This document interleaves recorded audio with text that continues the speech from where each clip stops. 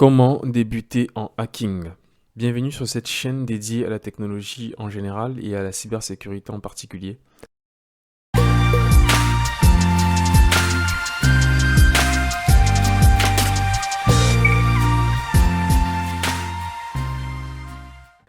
Dans cette vidéo, nous verrons quels sont les 9 éléments à prendre en compte pour devenir un hacker éthique. Restez jusqu'à la fin car le 9e point est très important. La cybersécurité est un domaine très vaste. D'ailleurs, nous avons vu dans cette vidéo, dont je mettrai le lien en haut à droite, nous avons vu les différents domaines et métiers de la cybersécurité. Un sous-domaine de la cybersécurité est le hacking qui concerne plusieurs secteurs. Donc ça peut être les applications web, les bases de données, les systèmes d'exploitation, les réseaux sans fil, l'ingénierie sociale, etc. Avant d'entrer dans les détails, c'est quoi le hacking? C'est un ensemble d'outils et de méthodes qui consistent à obtenir un accès aux données d'un système d'information. À cet effet, il existe plusieurs types de hackers, le white hat, le black hat et le grey hat. Pour avoir plus de détails sur ces trois catégories, voir le lien de la vidéo en haut à droite. Aujourd'hui, nous parlerons précisément du hacker éthique qui peut être dans les catégories grey hat et white hat. L'objectif d'un hacker éthique est d'aider une entreprise ou un gouvernement à identifier et corriger les failles et vulnérabilités d'un système d'information. À présent, voyons ensemble les étapes pour devenir un hacker éthique.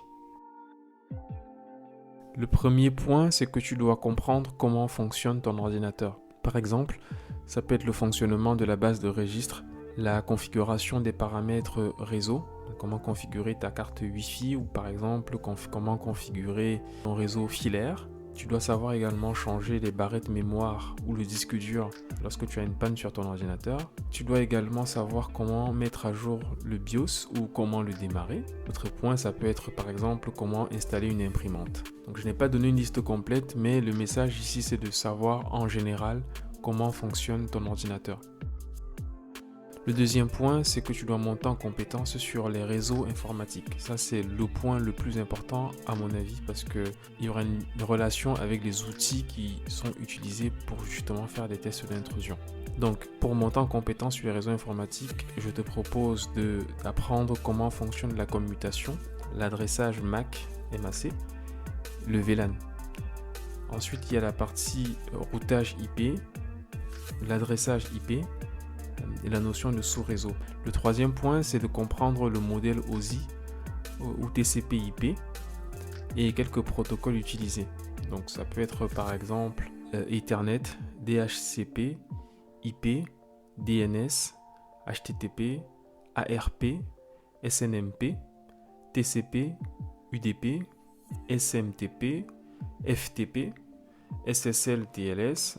Un autre point important dans les réseaux informatiques, c'est de comprendre le fonctionnement des réseaux sans fil et les protocoles utilisés pour la sécurisation de ces réseaux. Donc ça peut être le WPA2 ou le WPA3 par exemple. Tu dois également comprendre comment fonctionne un VPN, un réseau privé virtuel. Le dernier point dans les réseaux informatiques, c'est que tu dois savoir prendre une capture réseau pour analyser un trafic. Donc ça passe par exemple par comment utiliser la commande TCP/dump quand tu es sur un environnement Linux par exemple, ou comment utiliser l'outil Wireshark pour intercepter le trafic et pour analyser un protocole spécifique. Pour bien analyser une capture réseau, il faut comprendre comment fonctionne le protocole à analyser. Donc si par exemple vous êtes en train de faire une capture sur du HTTP, il faut comprendre comment fonctionne le HTTP, le TCP. Le troisième point, c'est que tu dois avoir de bonnes bases sur Linux. Je m'explique, la plupart des outils utilisés pour le hacking sont disponibles sur Linux. Donc, il est donc recommandé d'apprendre comment fonctionne Linux à travers un système d'exploitation, par exemple Debian, Ubuntu, BSD, Red Hat, etc. Il y a une liste très longue de systèmes d'exploitation Linux, mais l'idée ici, c'est de sélectionner un seul système d'exploitation pour commencer. Vous pouvez l'installer sur un outil de virtualisation ou sur un ordinateur qui n'est plus utilisé. Donc ce dernier point, dans la partie virtualisation, est lié au quatrième point. Parce que mon quatrième point, justement, c'est la virtualisation. Il faut avoir quelques bases, savoir utiliser la virtualisation pour mettre en place un environnement de test. Des outils tels que VMware ou VirtualBox peuvent être utilisés afin de chercher des vulnérabilités sur des machines virtuelles spéciales. Donc ce que je veux dire par là, c'est qu'une fois que vous avez installé VMware ou VirtualBox, il faudra ensuite aller sur Internet chercher. Par exemple, le site VulnHub propose de télécharger des machines virtuelles vulnérables afin de se former sur une compétence spécifique du hacking. Donc vous allez sur ce site-là ou sur d'autres sites qui proposent des machines virtuelles vulnérables, vous les installez sur votre ordinateur et après derrière vous exécutez des tests d'intrusion. Le cinquième point, c'est que tu dois comprendre le fonctionnement des outils et protocoles de sécurité. Par exemple, l'utilisation et le fonctionnement d'un pare-feu, le fonctionnement d'un certificat numérique et d'une infrastructure de gestion de clés qui est parfois appelée PKI. Tu dois également comprendre le fonctionnement des chiffrements symétriques et asymétriques, le fonctionnement de SSL/TLS, donc il y a une relation avec aussi la partie chiffrement symétrique et asymétrique, le fonctionnement d'un détecteur d'intrusion, très important dans une infrastructure. Donc tu dois comprendre comment fonctionne un détecteur d'intrusion. Parfois tu entendras parler d'IDS ou d'IPS. L'autre point important dans les outils et protocoles de sécurité, c'est que tu dois savoir comment fonctionne un serveur mandataire qui est aussi appelé proxy.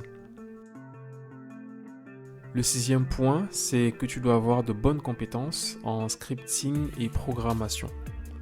Une introduction, ça peut suffire, mais au moins il faut savoir avoir quelques bases.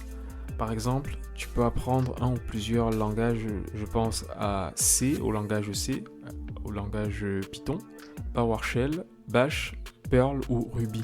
Tu dois également avoir quelques notions sur la programmation web. Donc je pense à HTML, CSS, PHP, JavaScript. Donc l'idée globale ici, c'est qu'il faudrait avoir quelques bases sur la programmation pour pouvoir être en mesure de soit toi-même plus tard écrire tes propres scripts ou écrire tes propres outils qui vont te permettre d'aller plus vite dans tes tests d'intrusion. Le septième point, c'est d'avoir quelques notions sur les bases de données.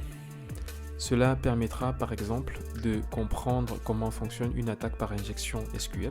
Vous pouvez dans un premier temps commencer votre apprentissage avec le gestionnaire gratuit MySQL qui est disponible sur Internet et qui est facilement installable sur n'importe quelle machine. Et je pense que ça peut être un bon outil pour commencer à comprendre comment fonctionne une base de données. Le huitième point, c'est la partie certificat et diplôme. Donc si tu as déjà un diplôme en cybersécurité ou une première expérience professionnelle dans ce domaine, c'est toujours mieux. Et pour aller plus loin, tu peux passer une certification en cybersécurité. Par exemple, le CEH, Certified Ethical Hacker, ou l'OSCP, Offensive Security Certified Professional, ou en général un certificat sur la cybersécurité ou le hacking. Le dernier point qui est le plus important, c'est que tu dois être une personne persévérante, curieuse et avoir une bonne capacité d'analyse pour résoudre les problèmes. Pour y arriver, il faut pratiquer régulièrement et se tenir informé des vulnérabilités et des nouveautés. Pour ce faire, tu peux installer une machine virtuelle vulnérable sur ton ordinateur et réaliser des tests d'intrusion. Ou tu peux par exemple t'inscrire à un événement CTF, Catch the Flag, qui consiste à trouver rapidement les vulnérabilités d'une machine.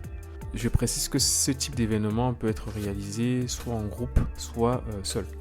Enfin, tu peux aussi consulter régulièrement les vulnérabilités en cours à travers les alertes du CERT, CERT. En France, par exemple, vous pouvez suivre le CERT-FR, ou il est également possible de s'abonner sur certains canaux de diffusion sur le réseau social Twitter. Et l'autre point, c'est qu'il est possible de se former à travers des livres, Il existe plusieurs livres dans le domaine de la cybersécurité qui vont justement vous permettre de monter en compétence sur des domaines spécifiques. Ça peut être la cybersécurité appliquée au web, la cybersécurité appliquée au système d'exploitation, la cybersécurité appliquée par exemple au réseau Wi-Fi. Dis-moi dans les commentaires si tu as besoin d'une liste de livres dans la cybersécurité et je ferai bien évidemment une vidéo là-dessus. Les mots-clés à retenir ici sont la persévérance et la pratique pour atteindre ton objectif. Voilà, c'est tout pour cette vidéo. J'espère que ces 9 éléments t'aideront dans ton parcours. Dis-moi dans les commentaires si je dois approfondir un point. À bientôt et merci de m'avoir écouté.